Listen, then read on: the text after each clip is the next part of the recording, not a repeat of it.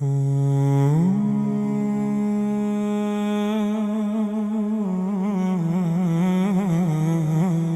ar-Rahman ar-Rahim. Ramadan Mubarak to everyone. Inshallah, this month is the month of Qur'an, where we can befriend the Qur'an and make it as our lifestyle choice. Inshallah, in this program, I'll be touching upon the Qur'an from a very different angle, what we call Tafsir al-Binay, or structural tafsir or understanding of the Holy Qur'an. We're familiar with Tafsir al-Tartibi, which is known as the sequential tafsir. We start from the beginning, go verse by verse, and understand the Qur'an at a microscopic view. Another way of understanding the Qur'an is what is called Tafsir al-Mawdu'i, topical exegesis. We choose a topic and we go and search about that topic within the Holy Qur'an. Yet, there is another style of looking at the Qur'an, which has gained popularity amongst the Muslim scholars in the last few decades, and that's known as Tafsir al-Binay, the structural tafsir or understanding of the Qur'an. If Tafsir al-Tartibi is a microscopic view of the Qur'an, then structural tafsir is the macroscopic view, in which you try to understand how the chapter is moving, how the chapter is maneuvering, and it's based on one single premise.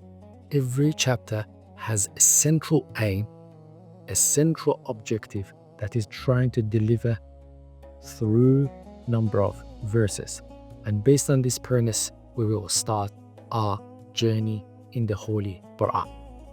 This episode will be dedicated to Surat al-Hamd because of its utmost importance in the Holy Qur'an and in the life of Muslims. If we look at the Surat al-Hamd structurally, we can see this chapter can be understood from multiple angles. The first one, we can understand it as the opening of the Qur'an, teaching us if we're going to enter the Qur'an, how should we stand before God?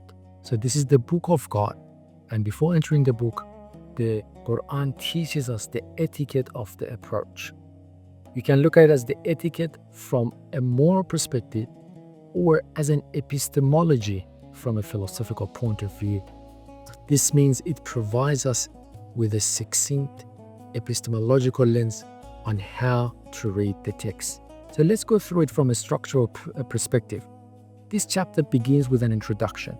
It says that all beauty, all perfection, and all praise belong to God. Then, if God is the source of all perfection, then the chapter unfolds in two discourses. The first discourse answers one central question: why is God alone worthy of worship? Then the Qur'an in this chapter provides four reasons. Is the Lord whose lordship encompasses everything. His mercy is vast and all-embracing. His mercy is not momentary, but continuous. And He is the master of the day of judgment, the day when every action reveals its outcome. After this clear and structured reasoning, the chapter turns towards us. If this is who God is, then what are our responsibilities towards Him? Then 3 points are mentioned here. First, exclusive worship and servitude is for Allah subhanahu wa ta'ala. Second, to seek help from Him alone. And third is to ask for guidance. Guidance that leads us back to Him. As you can see structurally, Surat al-Hamd from this lens provides us with who God is, but also how a servant should stand before Him. But let me quickly cover it from another angle, from another structural perspective. If you look at the Qur'an this time, this chapter, not as an opening, not an epistemological worldview, but as an abstract of the entire Qur'an. So imagine the Qur'an is a paper, it's a journal paper. How should the abstract be? If we look at it from this perspective, then the structure is slightly different. Initially, it provides us with a monotheistic worldview. versus an atheistic one. Then it says a world is with purpose, with lordship and a governing principle. And that governing principle is divine mercy. Everything else unfolds from it. At the same time, the worldview affirms responsibility. There is a day of judgment, a day when everything must be answered for. And after presenting this worldview and this responsibility, then the chapter turns to action. If this is the nature of reality, then who should we orient ourselves toward? Who do we worship? And who do we rely on? And finally, the chapter shows us how to live. If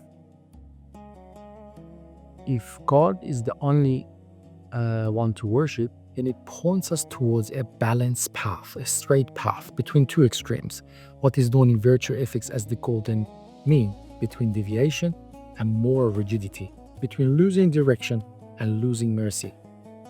And as you can see in this short chapter, we see the Qur'an's full architecture, a worldview, a moral framework, and a way of life.